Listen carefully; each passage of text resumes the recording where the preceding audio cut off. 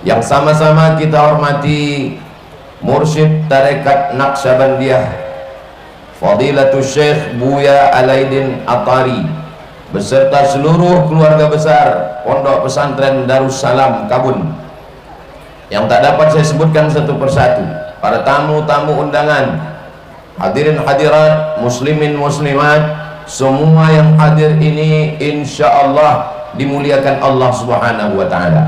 Amin ya rabbal alamin. Acara kita pada kesempatan hari ini dua.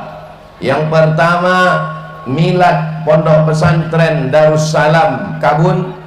Yang kedua adalah haul Syekh Aidarus bin Syekh Abdul Ghani Al-Kampari. Hala yahulu haulan. Haul dalam zakat artinya harta yang sudah disimpan 1 tahun.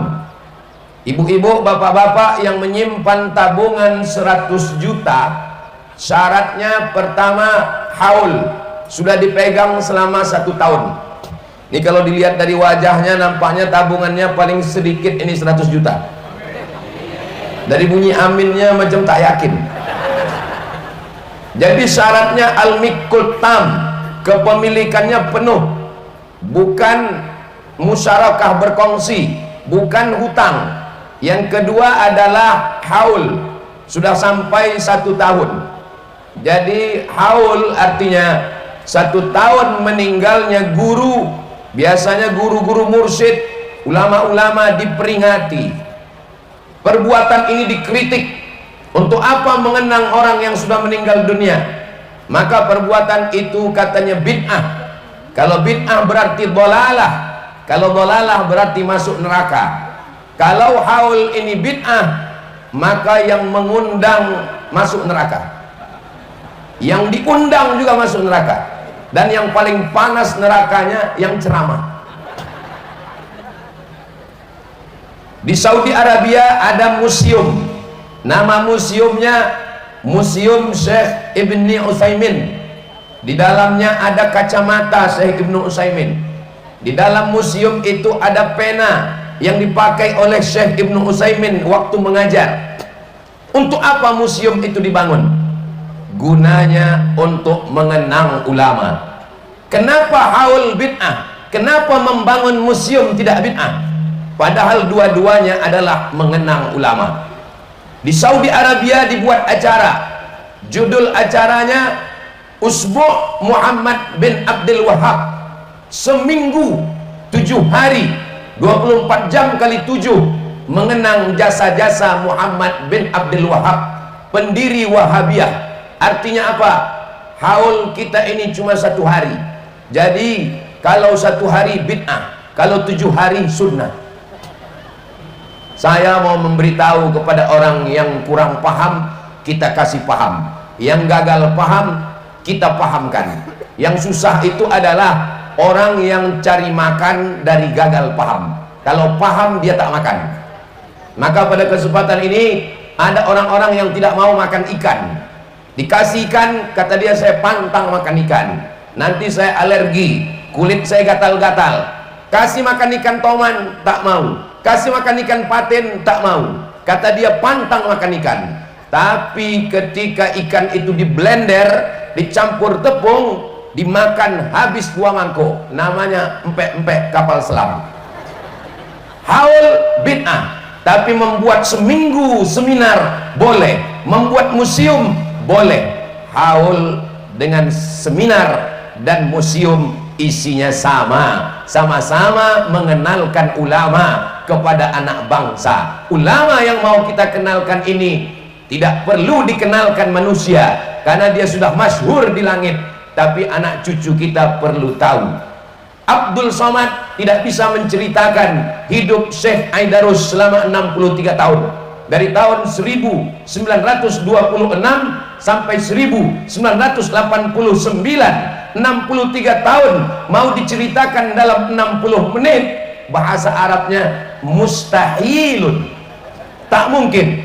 Siapa yang mau kenal Syekh Aidarus, maka bacalah buku yang ditulis oleh Ustadz Dr. Afrijon Effendi LCMA, alumni dari Pondok Pesantren Darussalam, alumni dari Al-Azhar Kairo, alumni S2 dari Ma'had Lughah Arabiyah Khartoum Sudan, alumni dari Universitas lupa S3 tadi.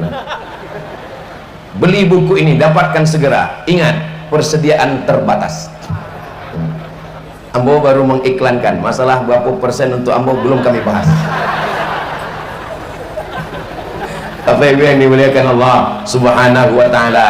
Jadi pada kesempatan iko Ambo indak sanggup berceramah, sebab yang hadir iko buya-buya awak, profesor-profesor, tuan syekh, Ambo hanya membacakan dan Ambo ingat dari buku yang ditulis oleh Dr. Afrijon, dan Ambo tambah sekete-sekete. Berapa pelajaran yang bisa kita ambil dari Syekh Aidarus bin Syekh Abdul Ghani Al-Kampari? Pada kesempatan ini Ambo batasi dalam 7. Bagi adik-adik yang mencatat, tolong tulis 7 pelajaran dari Syekh Aidarus bin Abdul Ghani Al-Kampari. Kira-kira yang 7 itu bisa diingat apa indah? Belum mau sampaikan, mana mengingat? Tolong adik-adik diingat baik-baik, karena ini nanti akan keluar dalam UAS, ujian akhir semester. Nan pertama, bahwa Syekh Aidarus tidak menjadi generasi penikmat, beliau generasi pejuang. Padahal kalau mau jadi generasi penikmat bisa, karena ayahnya ulama besar, namanya Syekh Abdul Ghani Al-Kampari.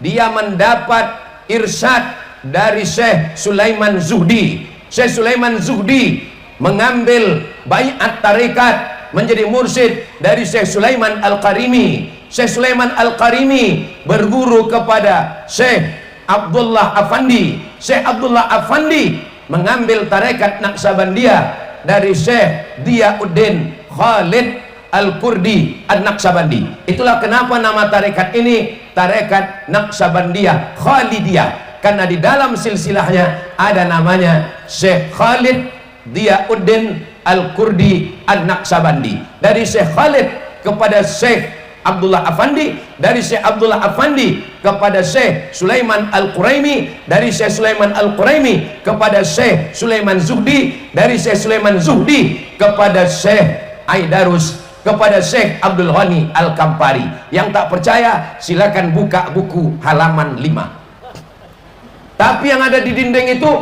beda dengan yang Ustadz sebutkan. Di situ ada 2 silsilah, dari Syekh Abdul Ghani kepada Syekh Sulaiman Zuhdi ada 2. Karena orang tarekat makin banyak nama silsilah, makin banyak barokah.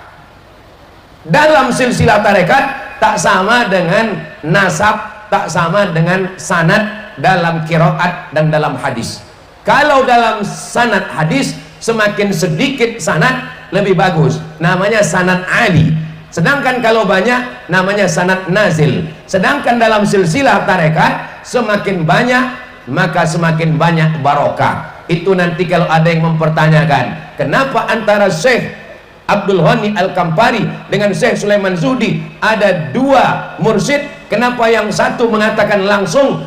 Karena beliau ihtiram, hormat, takzim kepada guru-guru. Mudah-mudahan kita termasuk orang yang mengambil pelajaran, memuliakan guru-guru mursyid kita insyaallah. Amin ya rabbal alamin. Ayahnya ulama besar, ulama yang disegani, ulama yang datang dari Aceh, Syekh Mudawali, mengambil tarekat kepada Syekh Abdul Ghani Al-Kampari. Tapi anaknya tidak menjadi generasi penikmat, tapi generasi pejuang. Ini yang mesti kita tanamkan ke anak-anak kita. Banyak bapak, ayahnya pejuang, anaknya penikmat, cucunya penghancur. Maka kita mesti mendidik anak-anak kita, jangan sampai mereka menjadi generasi penikmat. Apakah bapak ibu siap mendidik anak-anaknya menjadi generasi pejuang? Maka masukkanlah ke pondok pesantren Darussalam Kabun sebelum tanggal penutupan berikut ini. Ingat, kuota terbatas. Bapak Ibu yang dimuliakan Allah, pendidikan yang bisa membuat anak berjuang tinggal satu: pondok pesantren. Sekolah masuk dari pagi, keluar siang, cabut, game online, nonton TV, rusak anak-anak kita. Maka kenapa Syekh Aidarus besar? Karena dia tidak membawa nama besar ayahnya, Syekh Abdul Ghani. Riau itu adalah muaranya tarekat. Semua tarekat-tarekat dari Aceh turun ke bawah, Sumatera Utara turun ke bawah, Riau Lingga, itu semua sanadnya adalah dari Riau. Ustadz Somad karena ceramah di Riau dia bilang Riau, bukan basa-basi, memang begitu kenyataan. Sumatera Utara ada tarekat paling tua, namanya tarekat Naksabandiyah. Siapa mursyidnya? Mursyidnya adalah Syekh Abdul Wahab Rokan. Syekh Abdul Wahab Rokan itu dari mana? Dari Rokan Hulu, dari Riau. Lalu kemudian ada seorang sultan Langkat, namanya Sultan Musa. Sultan Musa memuliakan muridnya, lalu dia minta tuan guru untuk pindah ke sebuah tanah. Lalu kemudian ketika tuan guru sampai ke tanah itu, dipejamkannya matanya, nampaknya pintu Masjidil Haram. Pintu Masjidil Haram itu Babus Salam. Orang Melayu susah menyebut Babus Salam. Nak kemana? Besilam. Kita naik ke atas Aceh, tarekat Naksabandiyah. Semua silsilah Naksabandiyah di Aceh itu diambil dari Syekh Mudawali Labuhan Haji. Syekh Mudawali dari mana mengambil tarekat Naksabandiyah? Dari Syekh Abdul Ghani Al-Kampari. Syekh Abdul Ghani Al-Kampari itu orang mana? Al-Kampari dari Kampar. Al-Minkabawi Minangkabau. Dari Makkah Al-Makki. Dari Madinah Al-Madani. Dari Kampar Al-Kampari. Dari Kabun Al-Bustani. Bapak Ibu yang dimuliakan Allah Subhanahu wa taala, yang paling payah kalau pakai ujung-ujung ini adalah kalau dari Kampar Al-Kampari, kalau dari Padang Al-Fadani. Tapi Ustadz Nixon payah, Rokan Ompe Kotowi. Nah, itu agak payah. Sekarang kita pergi ke Kepulauan Riau, saya pergi ke Batam. Silsilah tarekat Naksabandiyah orang Batam, orang Kepulauan Riau, dari mulai Sungai Kampar tembus ke Penyalai sampai ke Batam, sampai ke Malaysia. Itu silsilah tarekatnya dari mana? Saya pergi ke Batam, saya tanya, Tuan Syekh tarekatnya dari mana? Dari Syekh Ja'far Pulau Godang. Syekh Ja'far Pulau Godang dari siapa? Dari Syekh Abdurrahman Tanjung Alai. Syekh Abdurrahman Tanjung Alai dari mana? Dari Syekh Mahmudin Deli. Syekh Mahmudin Deli dari siapa? Dari Syekh Ismail bin Ahmad Al-Minkabawi Simabur. Syekh Ismail dari siapa? Dari Syekh Abdullah Afandi. Syekh Abdullah Afandi dari siapa? Dari Syekh Diyauddin Khalid Al-Kurdi An-Naksabandi. Bisa diingat? Kalau tuan ke Pulau Penyengat, jangan lupa beli ikan. Memang susah untuk mengingat kalau awak belum sarapan. Jangan khawatir, yang tidak bisa mengingat, tonton ulang ceramah Ambo di channel Ustadz Abdul Somad Official. Subscribe, like, share, and comment. Ya, iklan itu memang sesudah 10 menit bawa masuk. Kesimpulannya, dari Aceh, dari Sumatera Utara, dari Kepulauan Riau, sanad silsilah tarekat berasal dari Riau, bumi lancang kuning. Bangga tidak jadi orang Riau? Saya kedatangan tamu dari Jawa. Orang tamu ini bertanya ke Ambo, Ustadz, tolong Ustadz ceritakan silsilah keilmuan orang Riau. Lamu Ambo temonong. Silsilah Sahih Bukhari ndak dapet, silsilah kiroat ndak dapet. Untung ada tarekat. Tarekat kola yang menyelamatkan awak, bisa awak menyambungkan nasab silsilah awak ke Sayyidina wa Maulana Muhammad sallallahu alaihi wasallam. Coba kalau ndak ada Syekh Ja'far Pulau Godang, coba kalau ndak ada Syekh Abdul Ghani Al-Kampari, coba kalau ndak ada Syekh Abdul Wahab Rokan. Ditanya orang Ambo, coba Ustaz sebutkan silsilah keilmuan orang Riau. Tepat Ambo jawab, lancang kuning belayar malam. Bapak Ibu yang dimuliakan Allah SWT, iko poin nan pertama, jangan jadikan anak kita manja, tapi kan jadikanlah dia pejuang. Syekh Abdul Ghani Al-Kampari membuat anaknya menjadi pejuang. Itulah dia Syekh Aidarus. Syekh Aidarus tidak ingin anaknya manja, diterbangkan ke Kairo, Mesir. Itulah dia Buya Alaidin Atari. Kalau mau Buya Alaidin bisa hidup tenang, nyaman, tak perlu pergi ke Mesir. Buya Alaidin tidak mau anaknya menjadi penikmat, dikirim ke Kairo. Itulah dia Ustadz Amal Fatullah yang sekarang berjuang di DPRD Provinsi Riau. Mudah-mudahan beliau, tunggu, ini bukan iklan gubernur, bukan. Tapi kalau diambil KPU enggak apa juga. Kepoinan pertama, jangan jadikan anak kita manja. Maka kalau anak kita mau baik, supaya dia berdikari, maka masukkan dia pondok pesantren. Datang bersama kita Habib Haidar bin Syihab. Beliau zuriat Rasulullah sallallahu alaihi wasallam. Mudah-mudahan kita termasuk pencinta Nabi dan para keturunan Nabi Muhammad SAW. Amin ya rabbal alamin. Poin yang kedua, Syekh Aidarus bin Syekh Abdul Ghani Al-Kampari menuntut ilmu dari berbagai macam ulama di Kabupaten Kampar, di Payakumbuh, di Pariaman. Tapi yang paling lama selama 11 tahun itu adalah di Labuhan Haji, Pondok Pesantren Darussalam, di bawah asuhan langsung Syekh Mudawali. Syekh Mudawali punya anak doktor pertama usul fikih di Al-Azhar, namanya Syekh Muhibbuddin Wali, Profesor Dr. Muhibbuddin Wali. Anak-anak Syekh Mudawali menganggap Buya Aidarus sebagai abang mereka, karena Syekh Aidarus tidak hanya sebagai murid, tapi juga sebagai staf, sebagai asisten, sebagai orang kesayangan, sebagai keluarga. Itulah kenapa hubungan yang sangat erat. Berapa lama belajar? 11 tahun. Apakah santri Darussalam siap dikabun 11 tahun? Untungnya tidak spontan, siap gitu. Pas siap 6 tahun balik. Alhamdulillah, Syekh tidak menerapkan sulitnya hidup dia ke anak-anak kita. Di Darussalam Kabun, Darussalam Kabun Buya 6 tahun apa 7? 7 tahun. Tamat dari Darussalam Kabun, fikih dari mulai matan takrib, naik fatul qarib, naik i'anatul talibin, naik mahalli. Adapun dalam bidang tasawuf, bertarekat Naqsabandiyah. Adapun dalam bidang bahasa Arab, dari mulai matan al-ajurrumiyah, kawakib durriyah, al-imriti, 1000 bait Imam Malik, Alfiyah Ibni Malik, 1000 bait Ibnu Malik diajarkan di sini.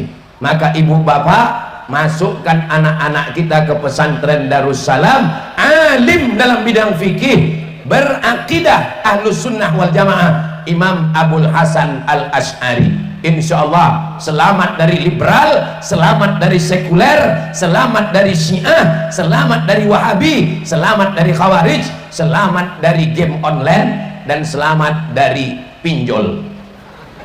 Ini sekarang anak-anak di luar ini semuanya online, belajarnya online. Kalau sudah lulus, kerjanya online, dapat duit main judi online, lagi waktu kosong main game online. Duitnya dapat dari mana? Pinjaman. Mau jadi apa? Maka tidak ada solusi lain. Solusinya tinggal benteng satu-satunya, pondok pesantren. 1926 Syekh Aidarus lahir. Lalu ke beliau menuntut ilmu. Setelah itu dia pulang tahun 1926, 36, 46. Maka ketika berumur 30 tahun, ketika sudah lengkap umurnya untuk memimpin, beliau mursyid sekaligus pimpinan pondok pesantren. Banyak mursyid tapi tak punya pesantren, banyak punya pesantren tapi tak mursyid. Ustadz Somad tidak mursyid, tak punya pesantren. Mudah-mudahan anak-anak kita ini menjadi mursyid dan punya pesantren insyaallah. Kenapa? Karena ada 3: iman, Islam, ihsan. Iman, akidah Ahlus Sunnah wal Jamaah, Imam Abul Hasan Al-Asy'ari. Islam, fikih. Imam Muhammad bin Idris Asy-Syafi'i. Ihsan tasawuf, tasawufnya adalah Imam Junaid Al-Baghdadi, Abu Hamid Al-Ghazali. Tapi pesantren Darussalam ada plus yang keempat, akidahnya Asy'ari, fikihnya Syafi'i, tasawufnya Al-Ghazali, dan tarekatnya Imam Bahauddin An-Naqsyabandi. Itu yang tak ada di tempat lain. Kalaupun ada, hanya tinggal kenangan saja. Ini rumah suluk Pak Ustadz, masih ada lagi orang bersuluk, tinggal museum. Alhamdulillah, rumah suluk kita masih ada tegak berdiri. Itu tempat belakang tuh tempat bersuluk, pakai AC. Ustadz kok tahu? Ambo potang bersuluk di situ. Bukan dek Ambo di bawah AC, sodonya pakai AC. Bapak Ibu yang dimuliakan Allah Subhanahu wa taala, maka poin yang kedua adalah masukkan anak ke lembaga Ahlus Sunnah wal Jamaah. Kenapa anakmu kau masukkan ke sini? Ini kan bukan Asy'ari, bukan Syafi'i, bukan Naqsyabandi. Saya masukkan anak ke situ Pak Ustadz hanya untuk ngambil hafalan Qur'annya aja, hanya untuk bahasa Arabnya saja Pak Ustadz. Jangan Pak, nanti Bapak dibid'ahkannya. Nggak apa-apa Pak Ustadz, untuk ngambil bahasa Arabnya aja Pak Ustadz. Ayolah, terserahlah. Sebulan, 2 bulan, 3 bulan balik. Ustadz, anak saya sudah saya tarik lagi. Kenapa Bapak ambil? Dulu kata Bapak mau ngambil bahasa Arab sama hafalan Quran. Setelah saya pikir-pikir Pak Ustadz, tak ada gunanya anak saya hebat bahasa Arab, hafal Quran, kalau saya dan istri saya dimasukkannya ke neraka. Itu di lemari saya Pak Ustadz, semua celana saya habis kena gunting. Ma asfalal ka'baini finnar, semua yang di bawah kaki celana masuk neraka. Assalamualaikum Ustadz Somad. Waalaikumsalam. Bisa Ustadz datang ke rumah saya? Kenapa Pak? Ini keponakan saya pulang karena berkelahi dengan ayahnya. Apa masalahnya Pak? Narkoba? Bukan. Geng motor? Bukan. Judi online? Bukan. Apa masalahnya Pak? Semua celana ayahnya diguntingnya Pak, karena katanya masuk neraka.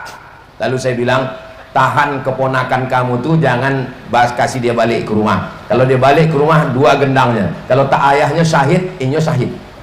Tapi biar dimuliakan Allah Subhanahu wa taala, masukkanlah ke pondok pesantren Wasatiyah. Kalau mau menengok pesantren Wasatiyah, ingat 4 ciri: akidah Asy'ari, fikih Syafi'i, tasawuf Al-Ghazali, tarekat Naqsyabandi. Insyaallah selamat anak kita dunia akhirat. Amin. Yang belum memasukkan anak pesantren, setelah acara haul ini segera masukkan. Yang sudah memasukkan, alhamdulillah. Yang belum mendaftarkan, insya Allah. Yang sudah membawa tahu, tidak aja mendaftarkan anak, sampailah innalillahi wa inna ilaihi raji'un. Pertama, jangan biarkan anak manja seperti Syekh Abdul Ghani mendidik Syekh Aidarus. Kedua, Syekh Aidarus pergi ke Labuan Haji, Ambo bawa balik dari Aceh. Bukan senang ke Aceh, dari Pekanbaru naik pesawat transit ke Jakarta, dari Pekanbaru ke Medan, dari Medan baru sampai ke Aceh, balik dari Aceh ke Jakarta lawak dulu, baru balik ke Pekanbaru, tawaf kudum semua tawaf wadah. Bagaimana dulu Syekh Aidarus? Bukan senang. Begitulah kuatnya seorang anak dan kuatnya seorang ayah. Ini kadang banyak anaknya kuat, ayahnya pula tak kuat. Anaknya kuat, ayahnya tak kuat, emaknya mato bongkar. Ibu siap berpisah dengan anak di pesantren? Dari bunyinya macam terpaksa. Insya Allah, mudah-mudahan anak ibu semuanya menjadi ulama seperti Syekh Aidarus. Sebelum balik nanti ziarah ke makam, bertawassul, atawassalu ilaika biwaliyika salih. Aku bertawassul kepada engkau, barokah wali yang soleh Syekh Aidarus bin Syekh Abdul Ghani Al-Kampari beserta silsilah ahli thariqah Naqsyabandiyah. Jadikanlah anakku anak yang soleh seperti mereka ya Allah, amin ya rabbal alamin. Yang ketiga, setelah beliau pulang dari Darussalam Labuan Haji, dibimbing langsung oleh Syekh Mudawari, beliau tidak ceramah dari masjid ke masjid, dari surau ke surau, walaupun seluruh kampung beliau terangi dengan ilmunya, tapi beliau duduk membacakan kitab. Ini pelajaran bagi alumni, jangan hanya ke masjid, tapi juga duduk membacakan kitab. Alhamdulillah, Sekarang orang Pekanbaru kalau mau mengaji, dulu ceramah, sekarang sudah baca kitab. Kami Pak Ustadz ada pengajian. Pengajian apa? Baca kitab Bulughul Maram min Adillatil Ahkam. Siapa yang menulis? Al-Hafiz Ibnu Hajar Al-Asqalani. Sama siapa kalian mengaji? Sama Ustadz Dr. Zulhenri Rais, alumni dari Darussalam. Nah, kalau mau menghatamkan kitab Bulughul Maram, pergi ke Pekanbaru. Jadi insya Allah tidak hanya sekedar ceramah-ceramah, tapi juga membaca kitab Sahih Bukhari, Sahih Muslim, Sunan Abi Daud, Sunan Nasa'i, Sunan Tirmizi, Sunan Ibn Majah, Muwatta Malik, Musnad Ahmad, Sunan Ad-Darimi. Dibacakan, dikhatamkan, bersanad. Apa kata Imam Ibn Sirin? Laulal isnad, kalau bukan sanad, laqala man sya'a ma sya'a, maka orang akan berkata semaunya. Poin yang ketiga, membacakan kitab, mendirikan pondok pesantren. Alhamdulillah, murid-murid dari Syekh Aidarus mendirikan pondok-pondok pesantren. Kalau kita pergi ke Pekanbaru, arah ke Kuantan Singingi, sebelum sampai ke Kuantan ada kota lipat kain, belok ke kanan makam Syekh Burhanuddin Kuntu. Di sana ada pondok pesantren besar di tepi sungai. Pimpinannya buyanya hadir kini. Masukkan ke pondok pesantren Kuntu. Itu sanad keilmuannya dari sini. Begitu juga dengan Darul Hadis Al-Aidarusiyah yang ada di Rimbo Panjang. Itu juga sanad keilmuannya dari Darussalam Kabun. Jadi murid-murid Syekh Aidarus tidak hanya penceramah, tidak hanya dosen, tapi juga mendirikan pondok pesantren. Bapak-bapak yang tanahnya luas, datang ke pesantren Darussalam, serahkan ke alumni-alumni. Saya mau setelah haul ini, setelah tabligh akbar ini, bukan sekedar pengajian, tapi nanti saya dapat kabar, alhamdulillah Ustaz Somad, setelah pengajian tuan-tuan tanah, orang-orang kaya banyak yang memberikan tanahnya. Tanahnya diberikan ke siapa? Kepada alumni Darussalam untuk mendirikan pondok pesantren. Assalamualaikum. Waalaikumsalam. Ini alumni Darussalam Kabun. Betul. Ambo ingin mewakafkan tanah. Dek mendengar ceramah Ustadz Potang haul Syekh Aidarus, ambo wakafkan tanah. Bagus. Tanah siapa? Tidak tahu. Semana mewakafkan tanah kita tak tahu. Masya Allah. Pak Ahmad. Siap. Barakallah.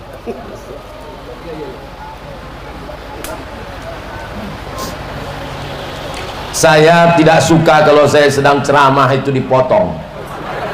Kenapa? Karena kalau terpotong, ini mesti diulang dari awal balik.